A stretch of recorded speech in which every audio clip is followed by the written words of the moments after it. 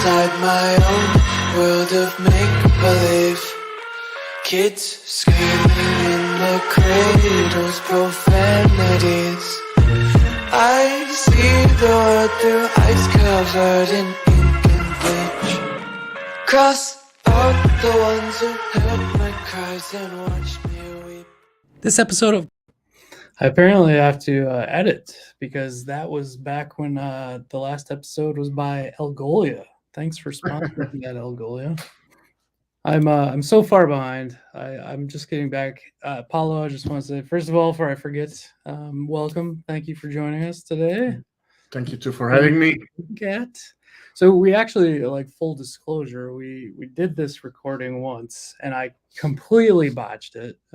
Basically we did what, like 90 minutes and ended up I had no audio out of it, which was fantastic because we were using OBS and blah blah blah. And hopefully we've put this together a little bit more cleanly now. So today we're talking all about Svelte. Is it SvelteKit or SvelteKit? SvelteKit view transition. And yeah, it's because like it's using like the SvelteKit hook on Navigate, so it's only for SvelteKit. Nice.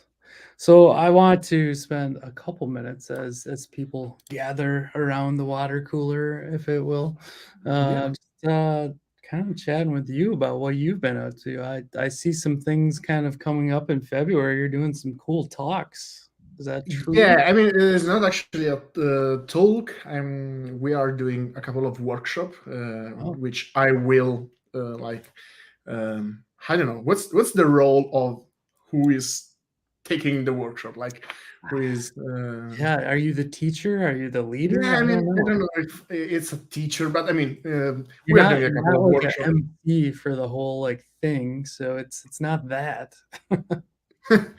Yeah, basically we are doing a couple of workshops. One is in Munich, the 23rd of February. So if you want to join us, like it's my company, Main Matter, it's sponsoring the workshop, and it will be free. So if you happen to be in Munich, feel free to join us. And we will also do a free workshop during. There will be probably an official announcement about this, but we will also do a workshop during Dev World 2024, which it's in Amsterdam, and it should be the 29th of February. The extra day that we got, we are spending the extra day that we got this year talking about SvelteKit. I have my recording browser screen open. Let me see if yep, I didn't know if I could open this on LinkedIn or not. So let me show that real quick. So this is the one workshop. Yes. That's really cool. Are you excited about it? Or are you nervous? Yeah. I'm pretty excited.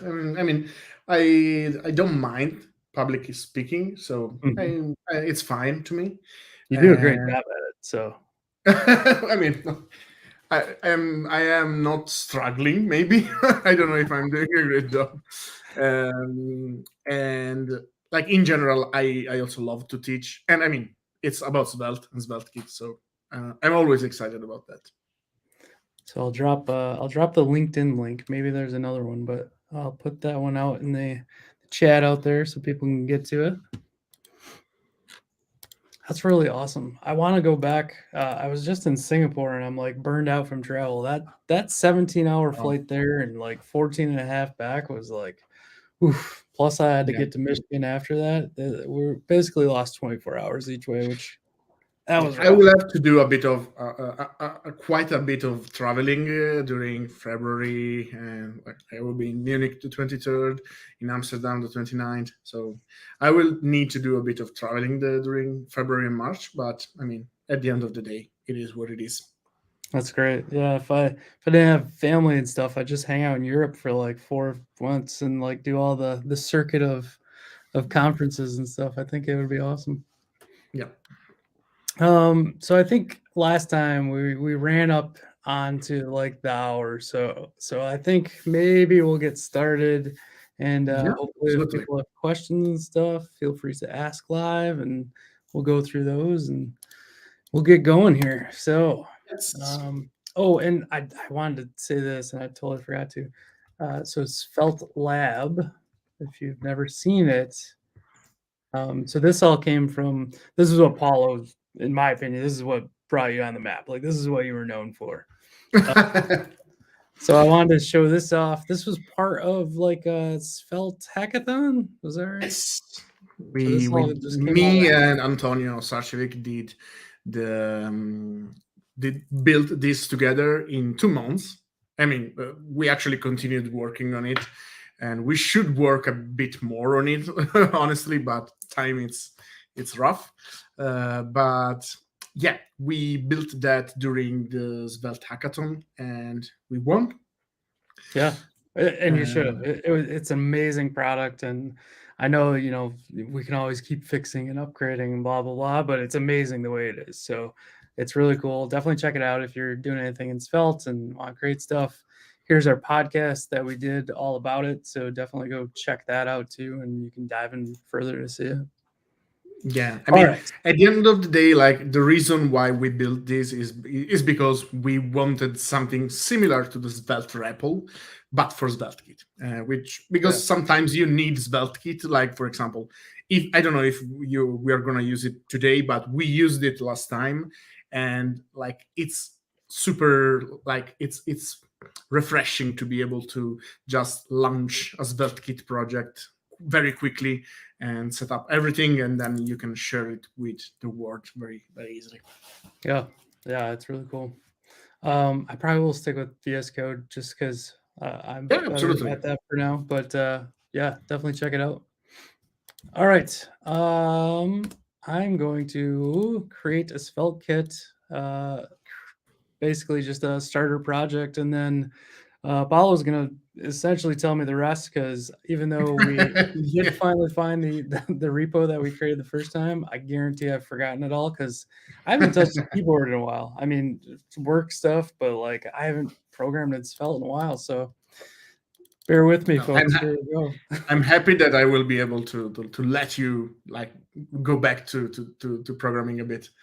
I know this is why I do code with coding cat. Keep my skills somewhat fresh. It's a struggle when you don't code for a while. All right, so we called the last one Felt View something. I'm gonna do this one. I think we actually did Pokemon. So view Yes. transition Pokemon. We'll go from there. What do you think? Skeleton project? Yeah, usually I go with skeleton because it's the one with no boilerplate around. We'll do some ESLint, a little prettier.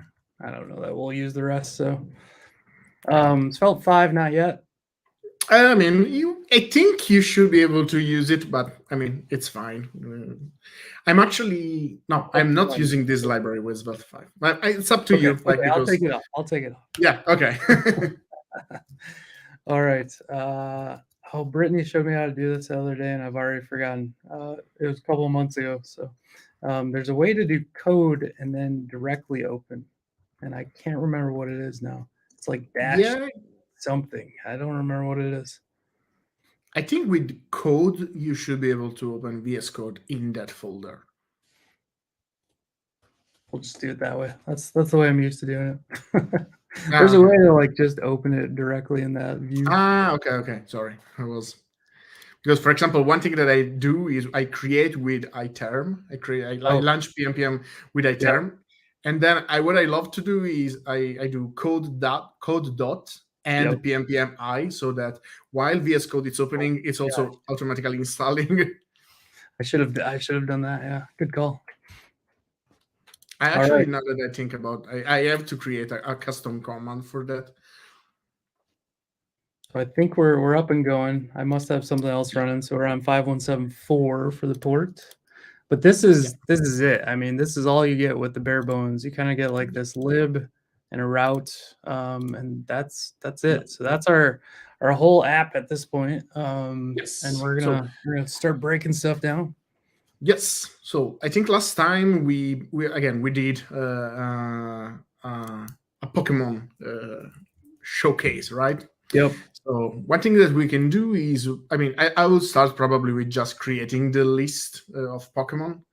I think we had, I don't know, do we need an API key, or we can just? I don't think so. I think it's open. Okay. So we can cheat a little bit here. Let's see. We had route, Yeah. and I think this is Yep. So I'll tell you what, I'll steal this whole thing. And so can you tell the folks that haven't done this before what the plus page server does? Yeah, the plus page.server.ts, basically it's the loading of Svelte.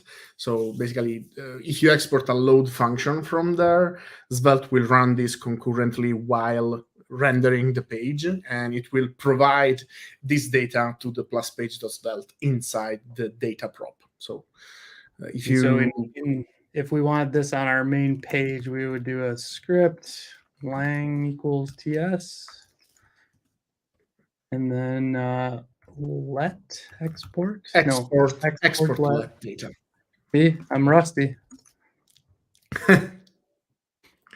I believe if this had decent typing, we would actually see what data was made out of. Even past exactly. like just Pokemon, you would have kind of the rest of that. So. Yep. I mean, you're still getting the fact that it's any, because unfortunately, like fetch returns just any. But like if you validate these, you will get proper type safe. Yeah. End-to-end type safe. Yep. So I guess we can. I guess we can also cheat a bit and go back to the plus page.svelte to retrieve the list. Yes. This one here. Yep. I like it. I like cheating a little bit. Just because we typed all of this out. Okay, let's remove the setup the transition for the moment so that we can do it later. So remove all of that, remove the use transition. This is a bit of a spoiler, but yeah, don't look yet. Okay, now look. Yeah, okay. So essentially what we're doing here is we're looping through the data that we get back from that Pokemon API, and we're just going to stick it out in a unordered list and have it clickable at that point, right? Yep. So if we go back to our 5174, sure enough. Yes, we have Pokemon. We have Pokemon. And I mean, one of the things that we did last time was basically create a detail page where we can basically like show the title and stuff like that. Yeah, so let's I think just a new route folder. Yes, we can create the ID, for example. Perfect. And plus page.svelte there. Yep. And probably we want to I guess we still want a plus page.server.js so that like we can load the data for that specific Pokemon, which should be something like pokepi.com API v2 and I don't know. I'm gonna in the meantime I'm gonna take a look at I can cheat again too. It's fine. Yeah, we can cheat. We can keep cheating. Actually, it doesn't look like we used another one. So we had our just our layout and our page, and that was it.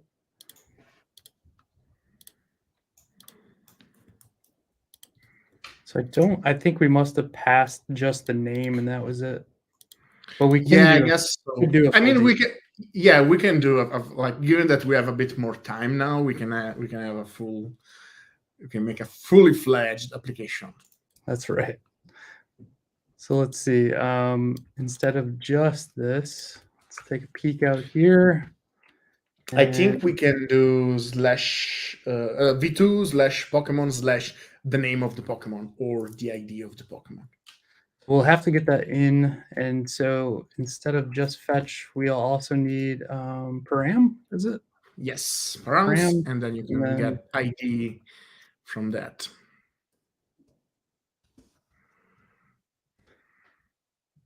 That's fine. Change this to a string template. Cool. Let's See, now we should be getting back whatever this gets back. So we have Yeah, exactly. abilities and wow, all kinds of stuff that comes back. That's Yep. great. I mean, we probably want something like I remember seeing something like the obviously we want the name, but we probably like I think there's sprites, which is also cool to get. So we can do JSON.stringify data. All right, let's see. If I click on Bulbasaur now, boom. Look at Yeah. all that JSON beautifulness. So I think you can get something like sprites back default. I mean, maybe front default to get a URL with a sprite. Yes. Let's take a look. Where the heck's that thing at? So that's on the root of it. Yep. Here, we'll take this in and make it look a little nicer. A new page. Oh, it picked up as JavaScript instead of JSON. Oops. What am I doing?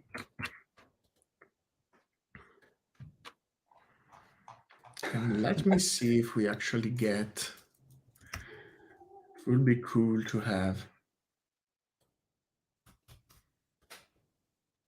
It's so weird. I don't know if it keeps sticking me at the end. Let's do a format real quick. There we go. That's probably why I was unhappy. So here's our full JSON. We'll shrink that down a little bit. Okay, so we should be able to get something like so Pokemon. We got moves. We got all these sprites. So it should be Pokemon.sprite. All right, so back in our ID page, if we want to do it here, we can do .pokemon.sprites. And if we want, I don't know if this is the best way to do this or not, we could do let sprites equal that, I think. Yeah, I think you need a reactive label here. Because yes. So it's just this $sign colon. That's right. I always forget. Okay, so now we could just put in stringify still, but sprites. I think you still need yeah. Yep. I think we're good. Yep. Okay. So this is an array, and no, it's not an array. Sorry, it's an object with. I think the one of the decent one is front default. Okay. And then that's going to be an SVG. Do we want to do like show these off? Yeah, probably. It looks like there's more than one front. There's also a home. Yeah, because like they are separated by like name game if you want, but I think there is Gotcha. a general one which should be from default and should be like the OG one. So this is like that one. Cool. Yeah, that's the newest one. But if you do just from default, it should be the OG one. Sprites front. I think that's it. Yep. So this, we can do this as an image, I guess. Yeah, it should be image source. It's equal to. He deleted everything. And then that and that and that. I think now Svelte will yell at you because it needs an alt, which could be just the Pokemon name. Do this again and do data dot Pokemon dot what was it? Is there a name? Fight moves. Yeah, it's just name. Name. Is it just name? Okay. So let's see if it works. Look at that little sprite. Yes. Sweet. Okay. So one thing that we can do, we can also show the name, maybe, just so Okay. that Yeah. we have multiple things here. We'll do it like a H1. Yep. Cool Bazaar. And now I think one very neat thing would be to, like, if we go back to the list. Yep. I don't think there is a way to also get the sprites directly, so I think we should actually fetch each one of those separately to get the images, because it would be cool to have like images and name, and then you click on it and it goes to the detailed page. Okay. So do you want to do all of this fetch here as well at the same time? Like Yes, loop- I think what you should do, like, we either loop over, like, because we know that the IDs are 1 to 150, or we can get the response, and by that response you will be able to get the URL for every. So if you try to open these in the browser, literally. Yeah, let's do this. This will be cool. So we'll take the list and then we'll do a for loop. I'm terrible at like promises of promises, but there's like a promise all version of this, right? Yeah, I mean, what you can do is literally just create the fetch for every number, basically, and then like you put everything inside an array, and then you do await promise.all, and it works. It should work. Talk me through it. Okay, so the Pokemon list should basically return you an object with. What's the exact thing that you are searching? Limit 10, right? Yep. So we should get 10 Pokemon back. Okay. So what you get is basically an object that has a results in it. Okay. So you should basically loop over these results. So you can do for const result of Pokemon list.results. You want to do a for each, or does it matter? Okay. If you map? Yeah, you can do a map at this point. Okay. Let's do Pokemon list map result, and then you can return. Instead of returning result, you can return a fetch to Poke API. Sorry, you need to return. You can return to result.url. It's easier because you don't have to. So this result will contain a URL. No, you need to get the result as a parameter, and the fetch is toward result.url. And you can remove the base, basically, because the URL will already contain the slash Pokemon. Result.url. Yes. Something like that. Okay. Yeah, this is an implicit any. I don't know if I can just go something like that, so it doesn't yell at us all the time.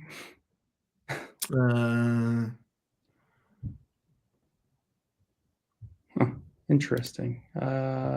This we could also just say it's got. Oh no, because this is not. You don't need the. Sorry, you don't need the. Yeah, exactly. Sorry. Thank you. It's fine. Okay, so this will basically give you an array of promises. So if you store it in a variable, can we just do the promise all and finish it up? Yeah, wait. Yeah, okay. You can do await promise all, and actually probably, I mean, we can do promise all because in theory, like the best practice should be promise all settled, because if one of these fetch fails, the whole promise.all will fail, but it's fine in this case. So, you can do await.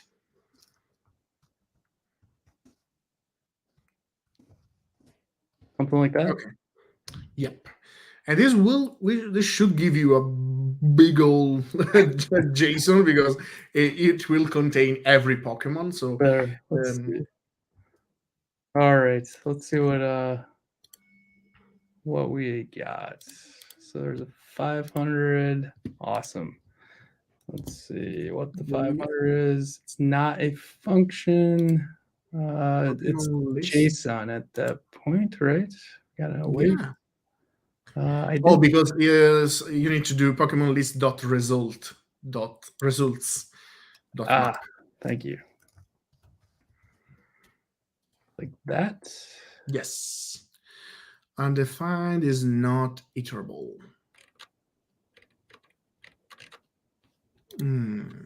That's probably coming out of the front end, I would guess. No, it should be on the server because it's logged there. So it's not iterable. Try to log Pokemon list dot results because it should be Pokemon list dot results. And you probably need to log it before, yeah.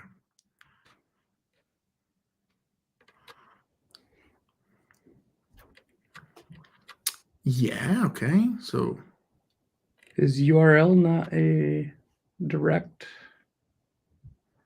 No, it should be direct.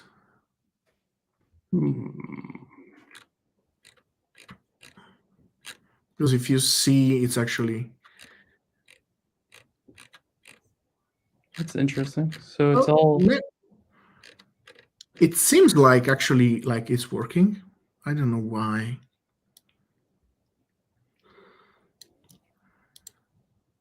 Oh, you know what? No. Okay, this is from the plus page.svelte. That's kind of what I was thinking, but...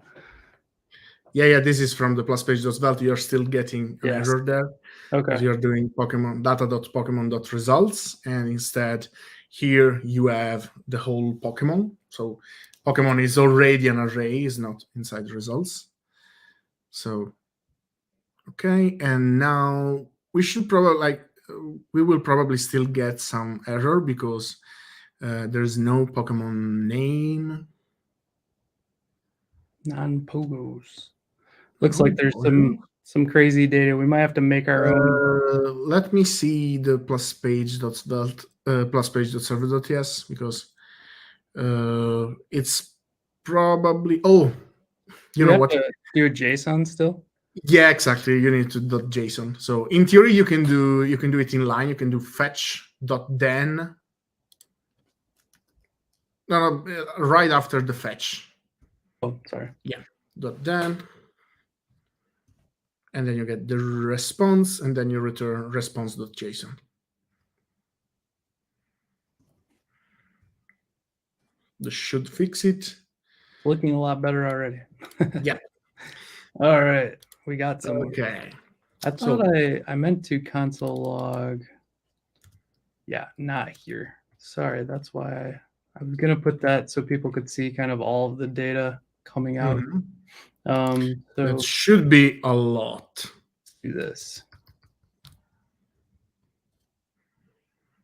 Now we see an array over here. So I don't know how hard this is to see, but we can zoom in. Here is what we're actually getting instead of just that base Pokemon now. Yep. We have all of this stuff. We still have the name, and we also have the sprites here. So we can do the same thing that we were doing before. So we can show the image of Pokemon.sprite. So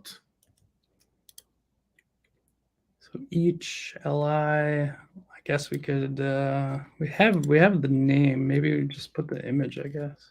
Yep. And this needs to be Pokemon dot sprites. Yeah. Be safe about it. It's probably Pokemon.name. Yeah. Probably you still want these. I don't know. No, it's fine. Okay. So now we can go to the juicy part because I think, you don't save. Perfect.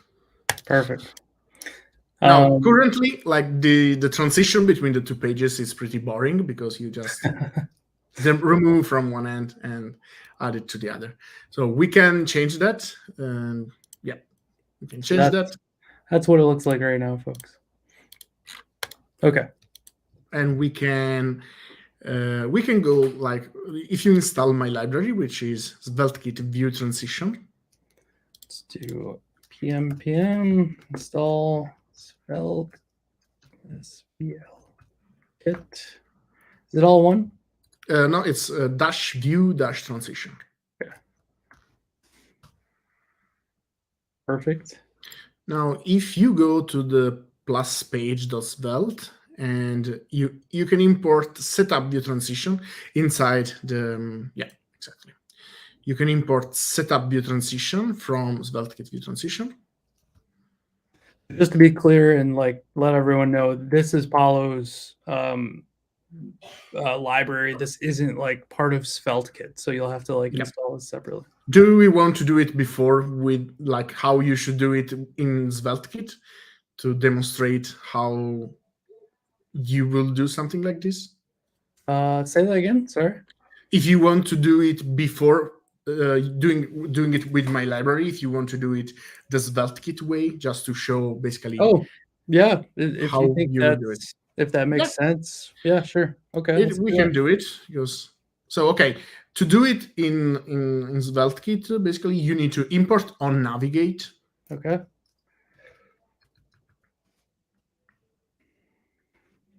And that comes from $. No, I guess it's at svelte.js/kit.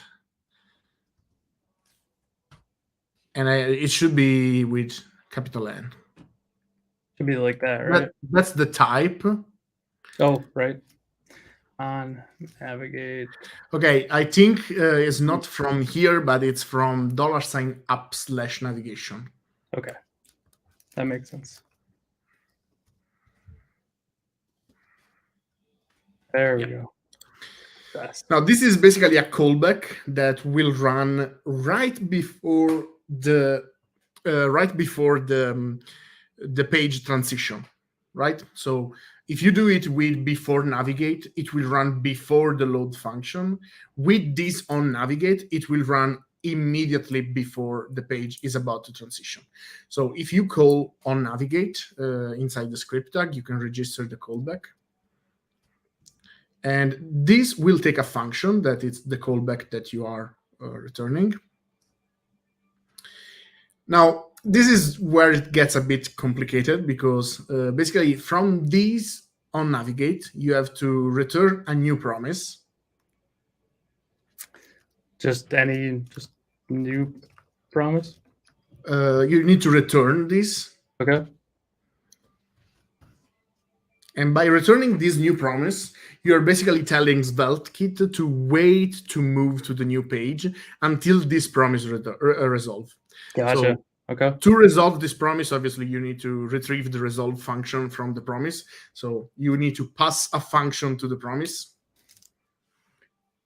And this function will take a resolve function that you can call to resolve the whole function.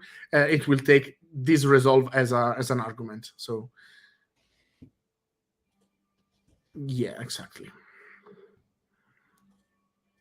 So, and now when you need to resolve this function, basically inside this new promise, you need to start the view transition. So you can do document.start view transition. And this is document like just the window. The window document, because the view transition API is actually a DOM API. So you can do start view transition. And this has no typing, unfortunately, because it's not official yet. So start view transition with capital V and capital T. Okay.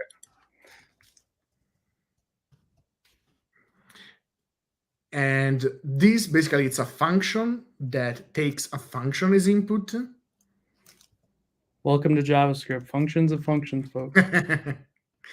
Okay, so basically what you are telling here is you're telling the browser, hey, I want you to take a screenshot of the current page And then I think you need an at before tsignore. Thank you. You're telling JavaScript, I want to take you the screenshot of the page.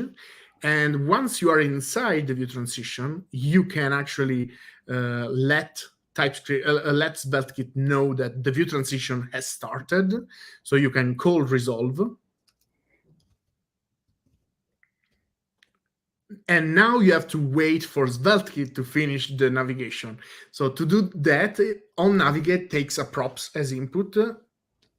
So take a parameter as input, which is props, I don't know, whatever you want to call it. And you can then, inside this start view transition, do await. Are we doing that before the resolve? After the resolve. After, okay. Await props dot, and should have complete.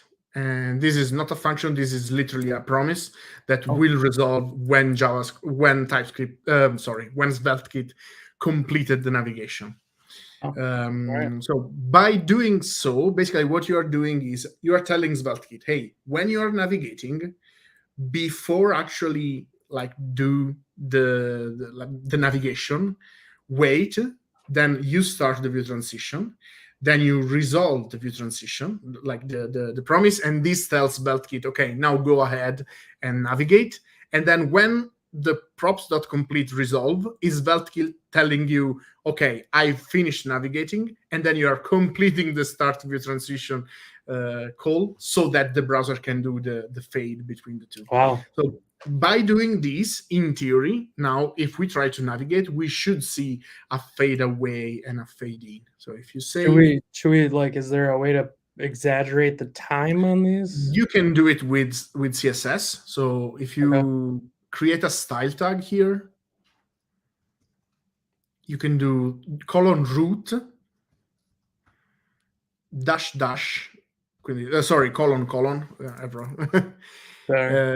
view transition new. Yeah, and parenthesis. Oh, is it inside view transition new, and you need to pass parentheses root. Oh, okay. And you also need to do not without the colon, just root, because this is the root view transition. I'm so bad at CSS. Thank you. Yeah, no, don't worry. And you also need to do view transition old root, so that we can apply the same at both the old image and the new image. And you need a comma between the two. And then you can open the square bracket, and then you can do animation, duration. And you can tell something like 5 seconds. You can you either need to write 5s or 500 ms. Nice. Okay, that's cool. Okay, so this should work. So if we try to navigate now, you should see a very slow transition between one page and the other. Now the problem is, like, if you try to click back, it happens immediately. And the reason why it happens immediately is because, like, to actually do these, you should do the same on the other page. Like, you should create the same on navigate and stuff like that. You can create these in a layout, for example, and like do the same. But I mean, this kind of get complicated fast, because then usually what you have to do inside the view transition API is also, like, for example, adding class before navigating and do stuff like that. So it can get complicated with this kind of stuff. And you have to remember the whole, like, process of new promise, start view transition, and stuff like that.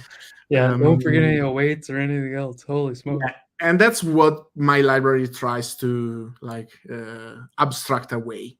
Okay. So with my library, what you can do is you can. Okay. All right. I was just gonna, before I lose everything we did, just at least put a little commit, and then maybe create a new branch, like with library or something. God, I can't type. SvelteKit view transition. Change it out. Okay. Okay. With my library, what you can do is remove all this code and remove the import. And you can do import setup view transition.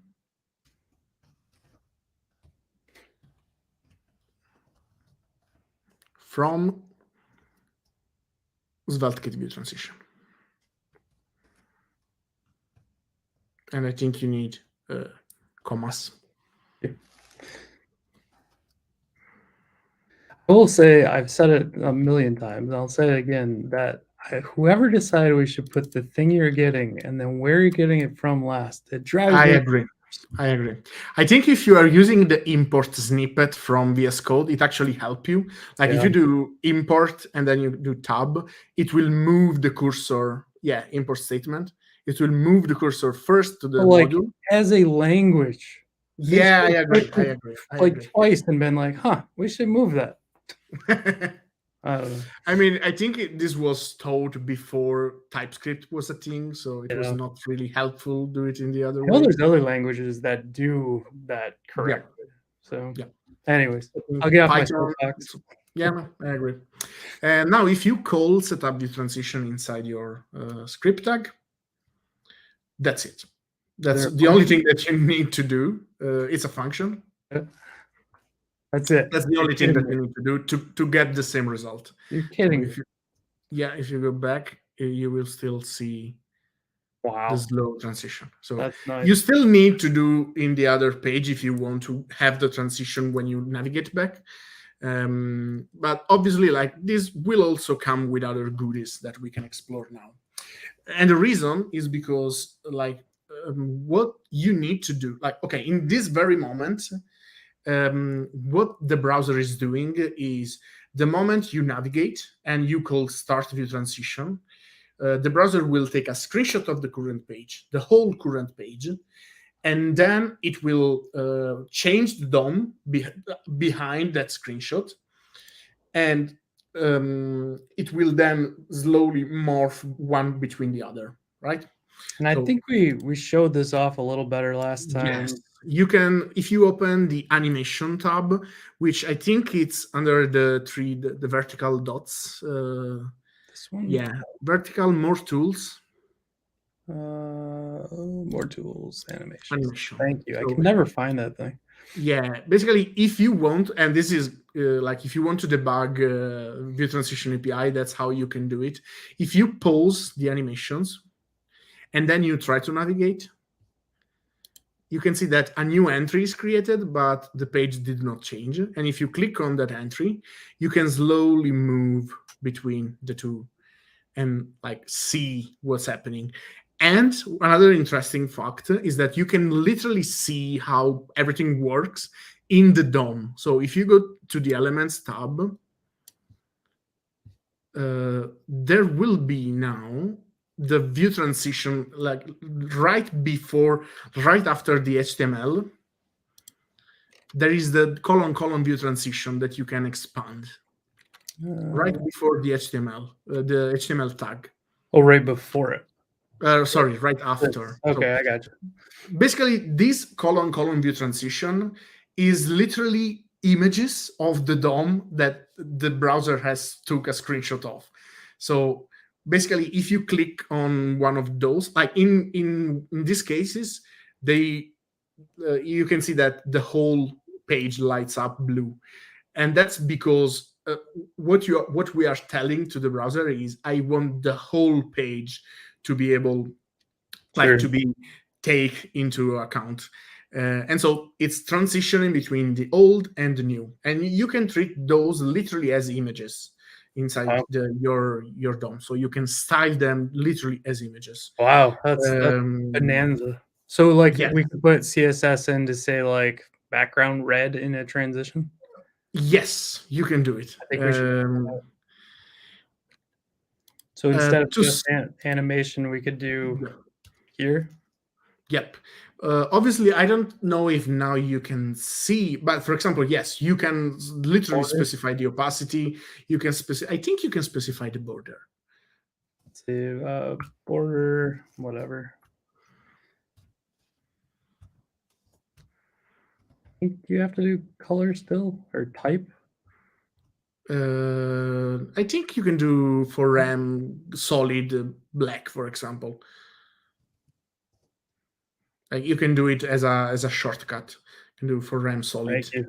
See, I'm so used to Tailwind. I don't know how to do CSS anymore. It's so bad. All right, so let's. Okay, so, first thing first, yeah, you need to refresh. You need to unpause the animations. Now we are on the new page, so you need to go back. Oh, thank you. If you pause the animation, if you try to navigate, yeah. Oh. Yes, the border definitely took off on that thing. Yep.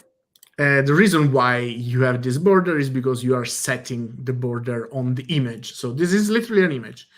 That's so crazy to me that the entire page has become an image. That's just wild.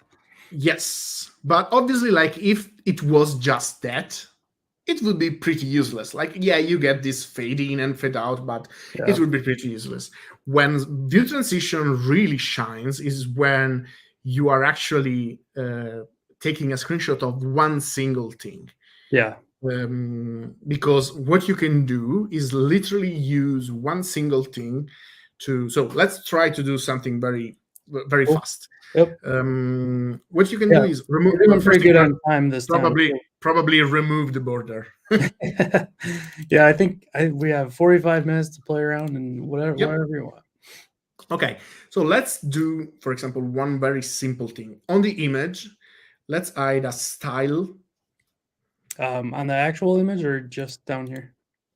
On the actual image. Okay. Yeah, you can do style. And you can use the Svelte syntax. So you can do style colon. And you can use view transition name. So style colon view transition name. Like literally view transition? Yes, view dash transition dash name. Equal. And then you have the curly braces, and you can use Pokemon.name. So what this is telling the browser, hey, this image has the view transition name of Pokemon.name. Okay. Now, if you go to the other plus page.svelte, you can do the same here. So you can do image style, yeah. And I think you need data.pokemon.name. Okay. Cool. Now, when you navigate between those two pages, you are telling the browser that you want the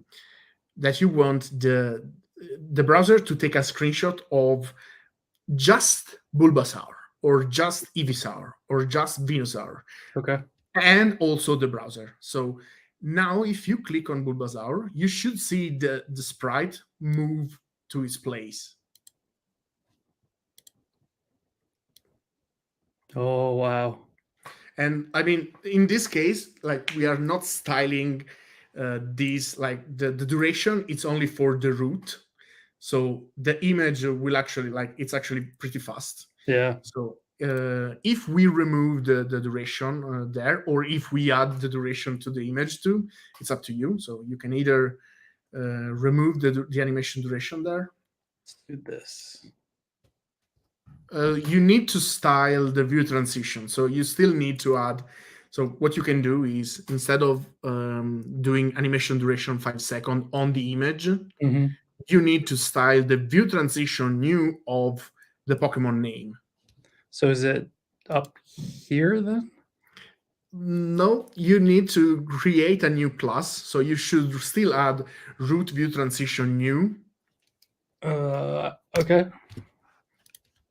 So instead of root there, you have to specify the view transition name that you want to. So in this case, it should be Bulbasaur, basically. Oh my gosh. So how would you do it for more than... Okay. I'll start there. We'll get to that. Don't worry. And it's literally Bulbasaur, like without colons. Okay. Oh, okay. And you need to do the same with transition old. Okay. And then Also, I think for the movement, let's see if it works. So let's add the animation duration back to 5 seconds. let me just go back and then Okay. all right. Let's see if it works, because I think for the movement, yeah, it's still fast, because you don't want to add these. This is a quirk of the view transition API. Okay. Basically, you don't want to add it to the view transition new, but you want to add to view transition group Bulbasaur, which is another yeah, exactly, Here. group Bulbasaur, and you can add just for the group. So now if you go back to the page, we should see Bulbasaur slowly moving to its place. That's awesome. Which is pretty cool. It's crazy to me that it knows enough that those two images are alike, because we're technically loading those on two pages. Yeah. And the reason, like, in reality, it doesn't know that they are alike. Okay. It is just that, given that they have the same view transition name, basically the browser is giving you the burden to choose, like, to be sure that those two images will be the same. But in theory, that could be a completely different image, and it will move and fade between the two. So let's do something crazy. I'm gonna click on this one. I'm gonna click inspect just to see. Let me grab this. So I think what I'm hearing you say is, if I were to change this page to only ever show, where's my image? This. Yep. If I go back, so Bulbasaur will turn into Ivysaur now. Yes. Ah, yes. Okay, cool. I get it. That's neat. Now, as you correctly pointed out, like, when you have multiple elements, how can I make this work? Now, in reality, they actually are just spec'd, like, they merged the PR in for the view transition spec to also add a view transition class, which will help greatly with this kind of situation. But in reality, there is one thing that you need to be aware when you are using view transition API, and it's the fact that, like, this is very intensive for the browser, because it needs to take a screenshot of every single part. It needs to morph one part to the other. So in reality, we are wasting a bunch of resources. Why? Because we are moving, like, we are taking a screenshot of Bulbasaur, Ivysaur, Venusaur, and all the images, but on the new page, there's only one image. That's the one that you clicked, right? Yep. And so in reality, what you should do is you should not add a view transition name on every single image. You should add a single view transition name that could be image in both pages. Okay. And then you should add, so let's try to do this. So if you go back here, instead of having the view transition name be the Pokemon name, you can do view transition name is equal Pokemon. Well, I don't know. Image, sprite, whatever you want. Okay. And this needs to be in quotes, obviously. And this is like that. Okay. So obviously, like, you need to style it with sprite at the same time, without quotes here. Sorry. Yeah, that kind of throws me off, but I get it. Like, it's a naming thing. Yeah, exactly. And you need to change it in the plus page.svelte too, in the other plus page.svelte. So here you need a view transition name. It should be sprite. Yeah, perfect. Now, when you try to do this, and if you try to navigate, you will see that it doesn't work, and you will see an error in the console. So it doesn't work anymore. Now, why it doesn't work?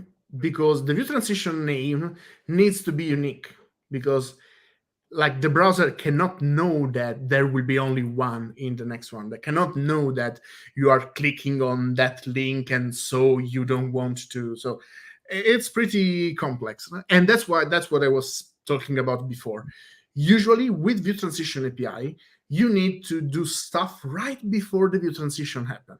So what you should do basically is add the class right when you click on it. Okay. Now we could do this with Svelte, so you can add an on-click on the link, and when you click on the link, you change the ID of the Pokemon that needs to be transitioned, and you update the view transition name right only for that Pokemon. Sure. I think we can avoid all this hassle because this is also a problem that my library solve. Okay. So to actually do this, what you can do is after you call setup view transition, you get back an object, and you can destructure from that object, and you can destructure transition. This transition is an action, and if you use this action on an image, you can do basically, instead of style view transition name, you can do use transition.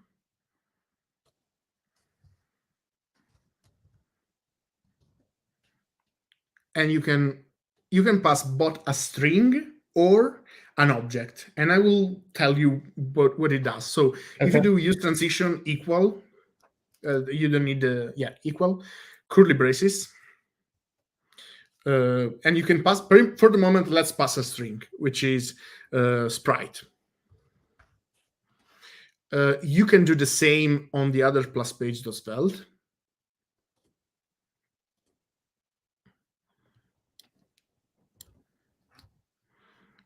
Obviously, here you need to import and call setup view transition again. Yep. Okay. So what this use transition sprite does is it adds the view transition name of sprite to this image. Now, in this very moment, we are basically just doing the same thing that we were doing before. So it will not work anymore anyway. So if you go back, you will still see that the error because it has multiple stuff. But what you can do is in the page where you have multiple images, you can go and instead of passing, so the one, exactly. Instead of passing a string, you can actually pass an object. So here. Yes. And this object has different, it's like an inline object, basically. Inline object, like that? Yeah, exactly. Yep. And this has multiple properties on it. Okay. One is name, so it should be sprite. But there are also other properties. So if you do control space, you can see that there is apply immediately, classes, and should apply. Now, we can talk about what the other things does, but what we are interested in is should apply. Okay. With this should apply, this is a function that you can pass. And this function takes as a parameter the navigation object. So you can destructure the navigation object from the parameters. Sorry, this is a function, and as a parameter, take an object, and from this object you can destructure the navigation object. So you can do params.navigation, and this navigation object is the navigation object that SvelteKit provides you. So on that you have a bunch of properties, and you also have the dot. Exactly, you can see .to, for example. So in this case, the .to will contain the page that you are navigating to. Okay. So if you do .to,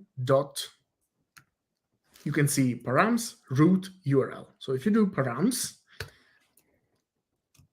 this params object is the parameter of the page you are navigating to. Okay. So we know that we want to go to ID. So if you do params.id.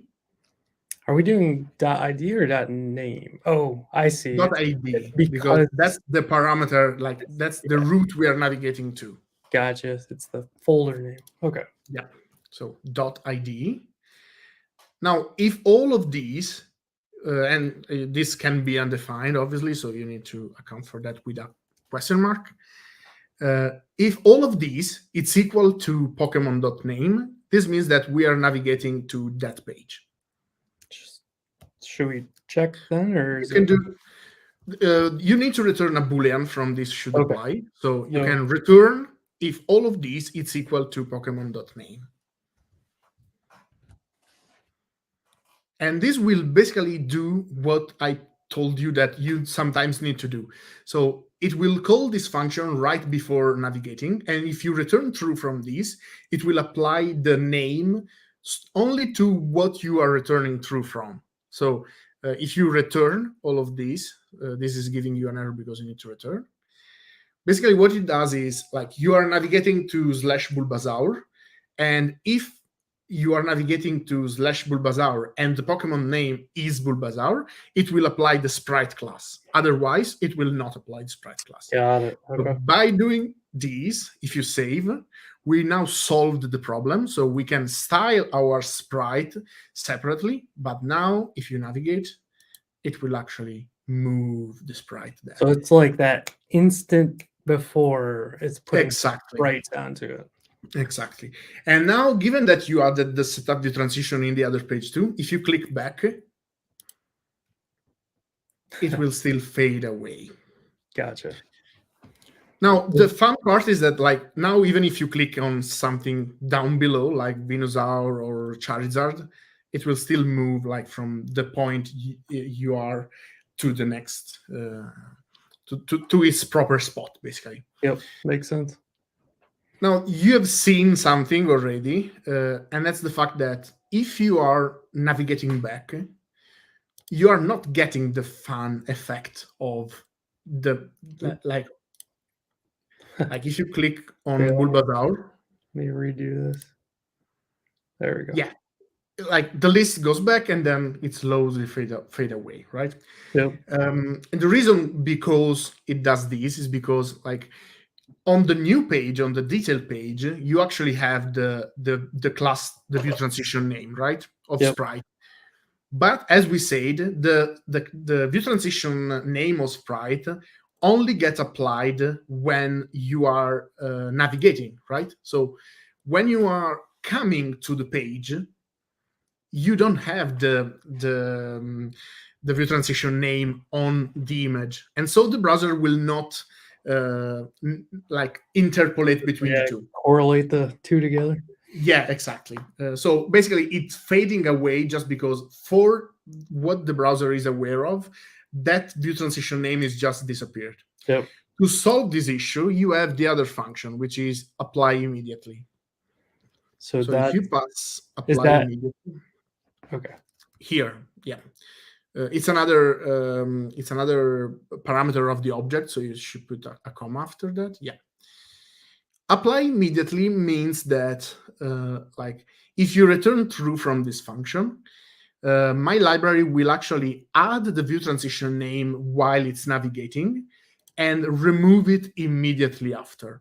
Okay. So when should you return true?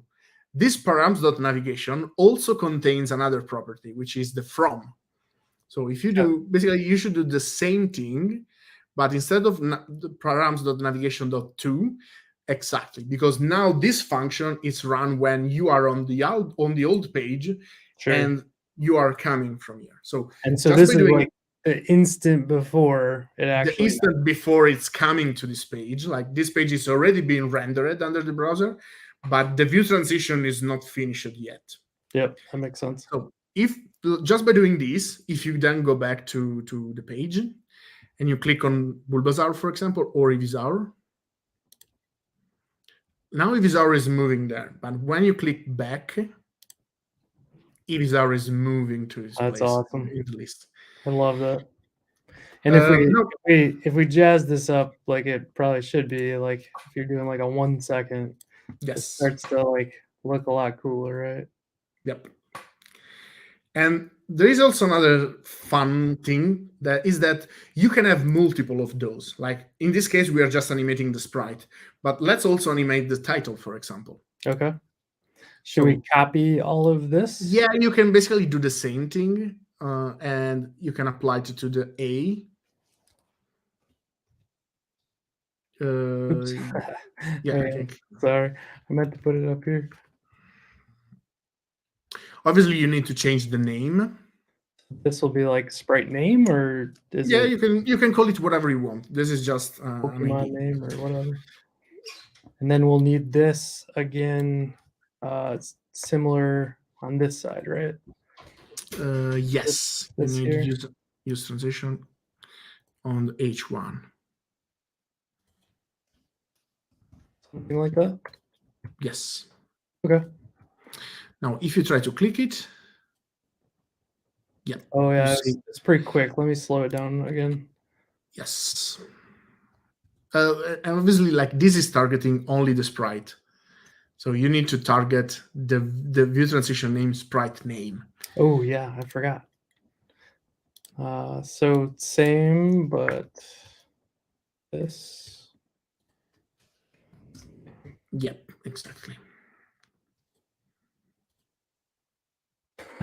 That's weird. It goes like down like that. Yeah, and the reason why it does this is because you're animating between an inline element and an H1, which is a block element. So the actual size of the H1 is much larger. Yeah. So to fix these, you can actually do on the H1, you can style it as an inline.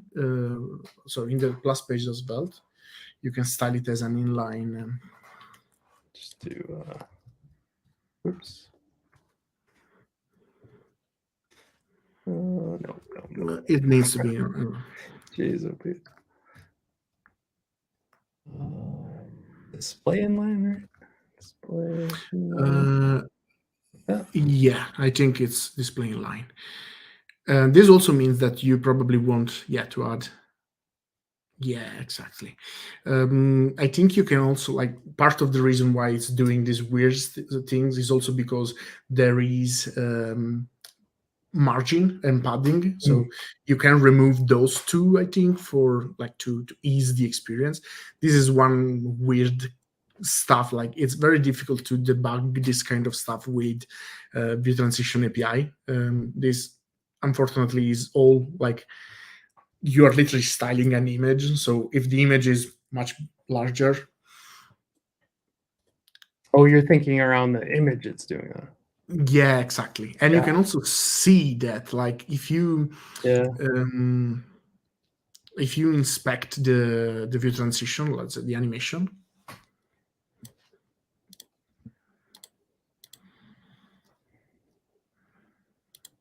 I don't know if is it this one? And let's pause the animation and go back. Okay. So now, if you inspect the elements inside the HTML, and you go to view transition, I'm gonna do this way, and hopefully it'll help out. But I don't know. So if you go elements, and there is. Oh, I think we should probably do it again. I think the changing the DevTools actually broke. Oh, okay. So refresh. Okay, click on Bulbasaur. Now, if you click on the animation. Oops. Oh, come on. Hey guys, it's just so big. There. Okay. Now, if you inspect the HTML. It's interesting. It's not doing it, but okay. Yeah, it's strange that it's not doing it. Why it's not doing it? If I hit play, no. Let me go back one. That way it's kind of doing it. Let me refresh completely. Let's see. Okay.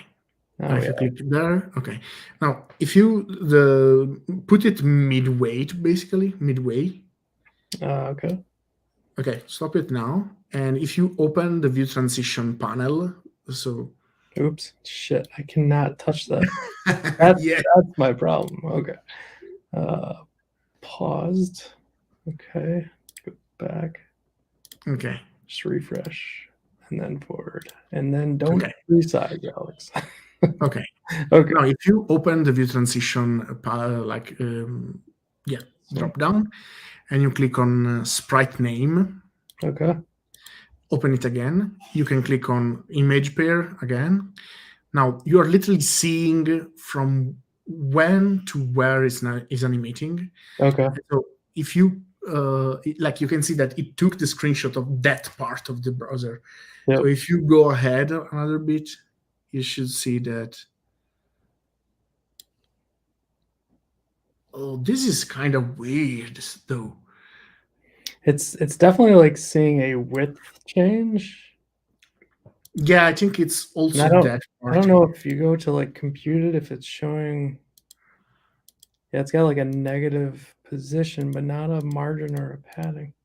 Because I actually filed a bug for Chrome because with inline elements was kind of having some problem rendering them. But I thought that this was fixed. So let's try just to fix this kind of stuff. Let's try to, instead of making the H1 an inline element, let's try to make the href a block element. So take remove all of that and save, and let's do a style it's equal display of block.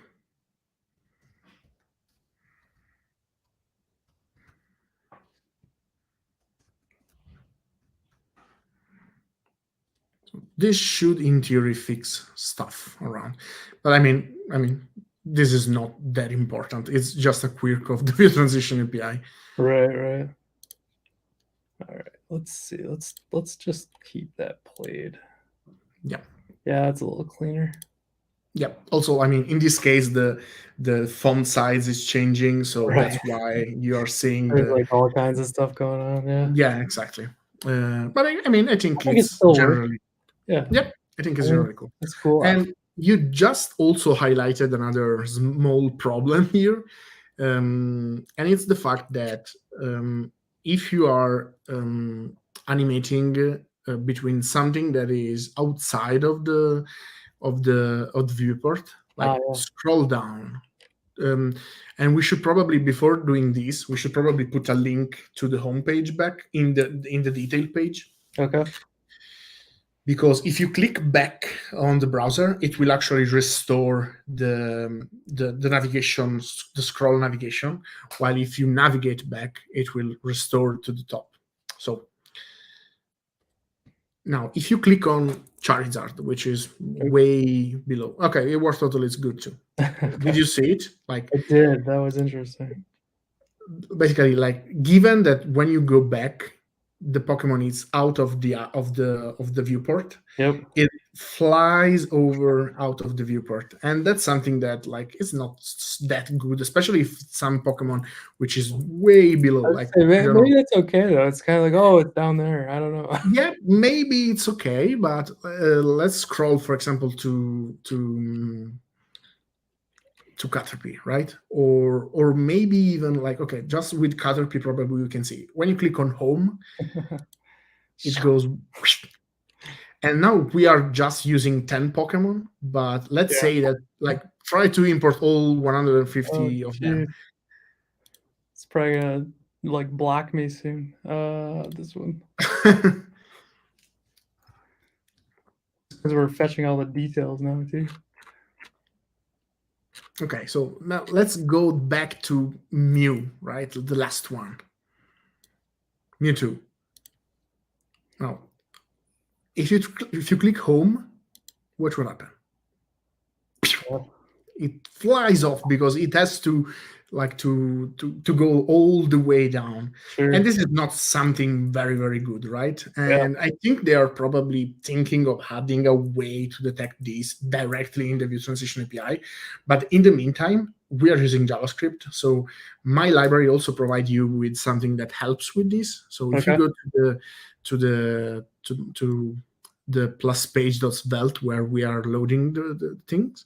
Yep. The apply immediately also has params. I mean, it also, like, every function takes this parameter, but you can basically also together with the navigation, you also get a params.isin viewport. Okay. So basically, what you can do is you can just say that if parameter.is in viewport, it's a boolean, so dot is in viewport. Yeah, that's one. And That's the one. that is in In viewport. there. That's the one. Basically, you can avoid apply the class if it's not in viewport. And So just, this needs to be part of this decision. of the yes, exactly. So, So should apply immediately if it's that and params. This first and Yeah, exactly. So by doing this, basically what you are doing is, if it's not in viewport, it will just fade away. If it's in viewport, it will move to the spot. Gotcha. Okay.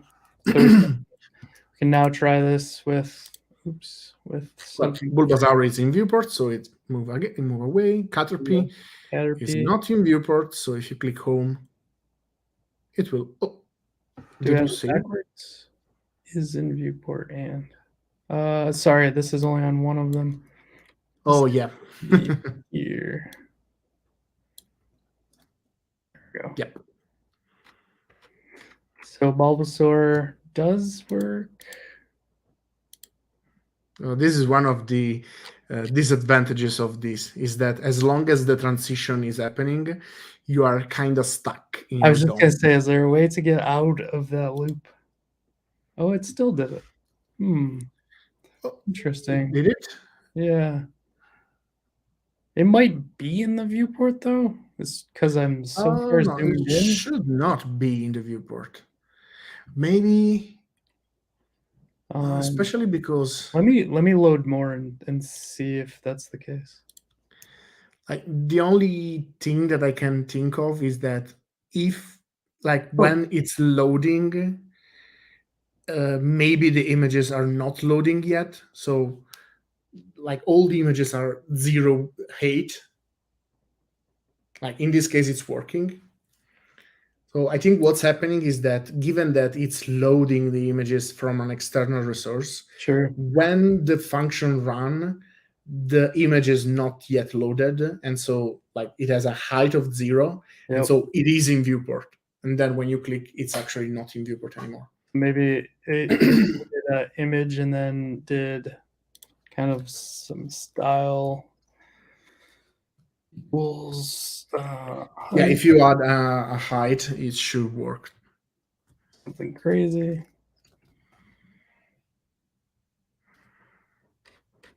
So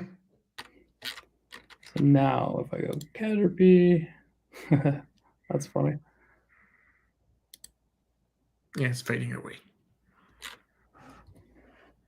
I would expect that to do nothing. Oh, the apply immediately is. Yeah, no, but also like it's still fading away because it's still applying the transition. It's just not flying off the. It's just not flying off the. In my head, what I was expecting is probably this, where we don't do anything, right? Well, should apply only happen for forward navigation, basically. But like again, you should probably put the exactly like the should apply false there.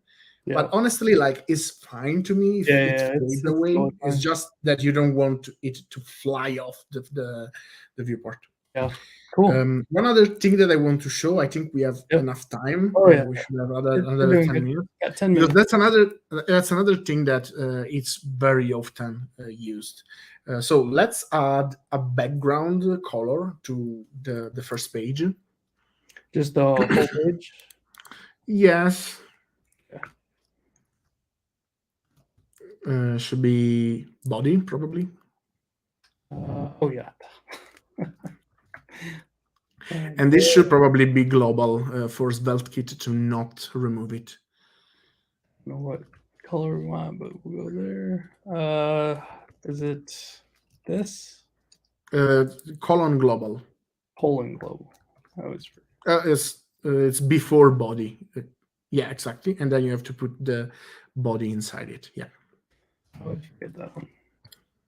Okay. So it's not very accessible, but it's fine. That is hard to look at, isn't it? I usually like to use, like, I don't know, light green and tomato, something like that. Tomato, I like. All right, cool. That's a little Okay. better. And let's add a different color to the other page. Okay.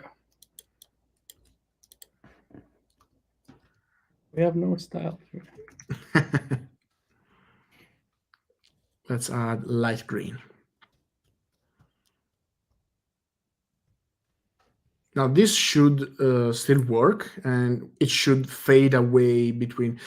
Oh, I don't know if this is. I see. I didn't think you'd have to do the global, and I think it's overwriting it, right? I mean, this is kind of like, we should probably have a different, I don't know, main that cover the whole thing. Yeah, let's do that here.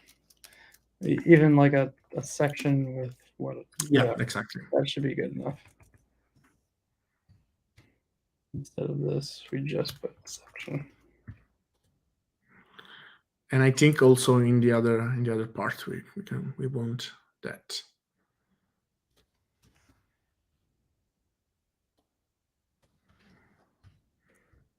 All right. But it's fine, because like the thing that I wanted to show you is that let's do some weird stuff. Okay. We've been doing weird stuff. With this background. So what we can do is create a custom animation for the root layout, right? So as you can see, like, you can do the view transition new root. So we go back to styling the whole page, basically, right? Okay.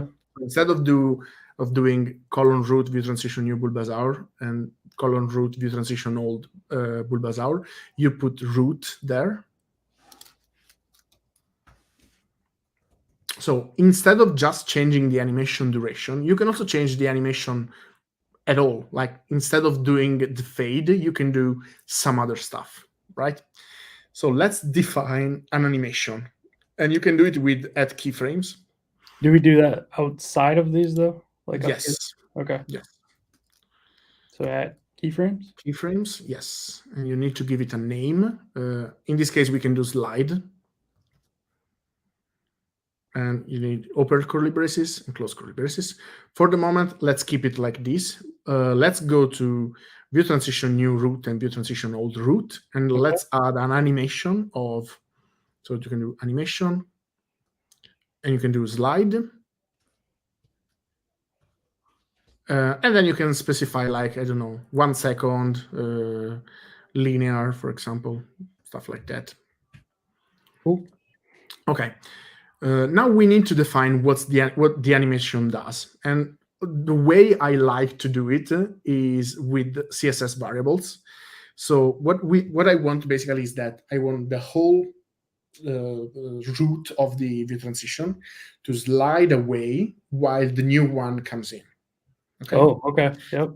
And given that those are images, we can literally just use the transition. So the keyframes slide. We want it to go from, so you can do from curly braces, and the from will be okay. So imagine that this is the whole image. That will be transition from. So transition. I'm gonna make you bigger for other people to see. Yeah. Okay. So you want the transition. You want to transition from a 0% transition to a minus 100% transition for the old one. Okay. And at the same time, you want the new one to start with a transition of 100% and move back to 0. Okay, got it. Okay, so if we go back to the code. Oh, yep, sorry. Forgot I wasn't showing. Thank you. So from. Okay, so you want from transition. Sorry, transform. I say transition, but it's transform. All good. So okay, so you want a scale. Translate X. Yep. So we're going from 0 to negative 100, correct? Yeah, but you want from transform translate x. Sorry, like that. Translate x. Yes. And this takes the thing. And what you can do is you can use a CSS variable for it so that we Oh, can define this animation once. okay. So you can do translate x. No, you don't need to define it above. Oh. Like you can just do var parentheses colon dash dash from, and then you want two in the keyframe slide. Okay, you want to do two, and then you want to do transform translate x var dash dash two. Okay. Now we need to define those those variables basically. And so what you want to do is you want to maybe we should do these in the layout though. Yeah, I guess so. I mean, it's fine. It's fine. We do it in the like top we can level? copy. No, we can copy and paste it. Don't worry. Okay. So basically, what you want to do is you want to go from. I wonder if okay. Let's do it for a moment, and then maybe we can refactor it. Okay. So inside the root view transition new, you want to define those CSS variables. So you can copy the whole, like from line 57 to line 71. Okay. Just 71, line 71. 70 or 61? 61, sorry. That's okay. That one. Okay. Okay, you can paste it below. Below everything down here? It's fine, it's the same. Remove the view transition new or the view transition old is the same because you need to define those separately, basically. Okay. Yeah, you can just do this. Yeah. And you want to define the variable. So we say that in the new view transition, we want the new, no, it's root, it's fine. We just need to define the CSS variable. We want to go from 100% to 0. So you can do dash dash from colon negative 100%. Or sorry, 100%. Okay. And then we want you have to do the 2 to be 0. Okay. And you need colons there. Yeah, you need a semicolon after 100%. And the old one, you want the from 0% to negative 100%. So up. No, it's below inside the root view transition. Sorry, gotcha. So it's from 0% to negative 100%. Okay. So let's see if this works because we might need to. So if you click, you should see the new page comes in. Now, if we go back, okay, it still works, which is good. We just need to go the other way, right? Yeah, exactly. That's what I was going to. This is another thing that, like, maybe we want to move it on the other side. And this is one other thing that we often need to do with the View Transition API, because the way to do this is actually change something on a different class. So basically, when what you want to do is you want to know when you are navigating back. Okay. To do that, what you can do is you can use another property of the when you do setup view transition. Mm-hmm. You can use another property, like you can destructure another field, basically, which is classes. And what it does is that when you are navigating away from this page, it add a class to the root element that you can target in your CSS. So we should probably do these on, yeah, okay, we can also do it here. So if you call these classes Just give me one. right after the setup view transition, you can just call it's a function. All right. This takes a function as input that, again, it takes the navigation object, like you can destructure the navigation object from classes. From classes, you can? The parameter that you take as input is a navigation object. Gotcha. So something like that. And with this navigation object, it's that you can, like, it's inside the prop, obviously. So nav.navigation, you can see what, this is the same navigation object that you used before. So you can check if you are coming from the other page. So you can do, for example, from .root.id. So this root ID is the ID of the SvelteKit root. So in this case, the root ID of the other page will be slash I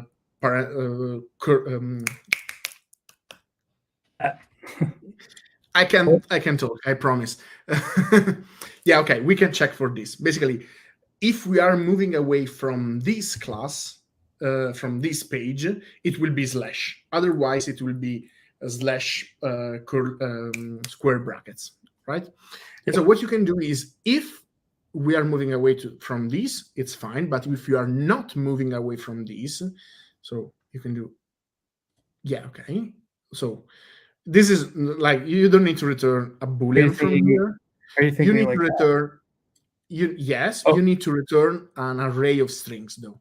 Okay, so we're doing something more like you can either do if navigation and just return in that case. So okay, you can do if that, and then you can return an array of string, and the string can be, for example, back.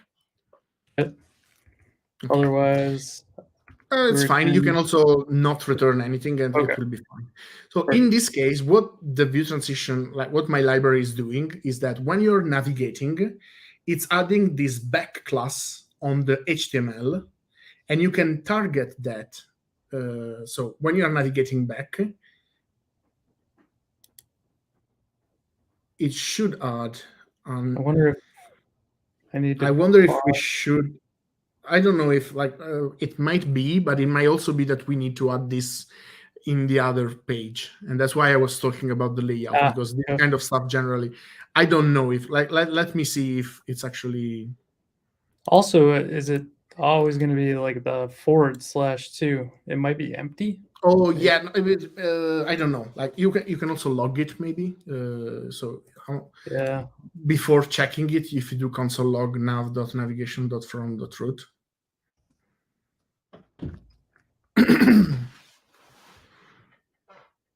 Yep. I think you paused the animation, so you need to... yes, that caught us last time too. It might be empty. Let's see. Let's see in the console what it's logged. I don't actually see. Yeah, there it goes. So slash. Okay, let's go back to, yeah. Okay, so it is slash, but as I was saying, like this is called whenever you are navigating, not when you are coming to the page. So basically, we either need to put this in the layout or we need to put it in the other page. Okay. So, should we move? Is it easier just to move this? Yes, you can move it to the other page. So you need to import classes there too. Okay. Now you can now target, and I think you need at this point you need to do nav.navigation.to root ID. Thank you.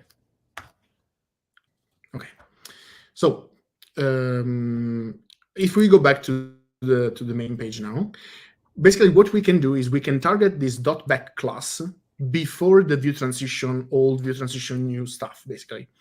So if you go to the below, we can change the CSS variables to change the from and the to in case we are from a back navigation.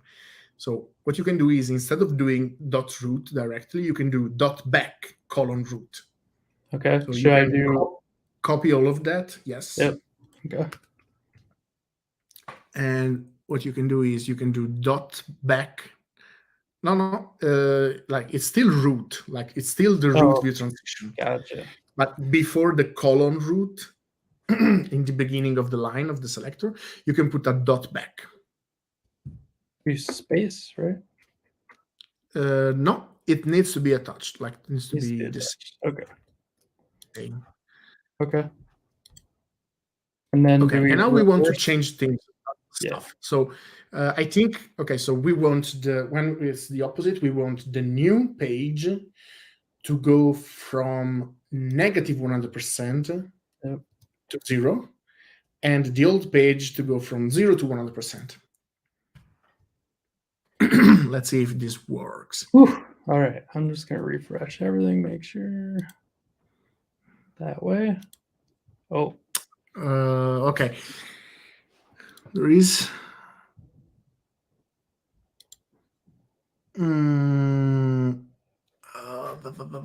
Let me see.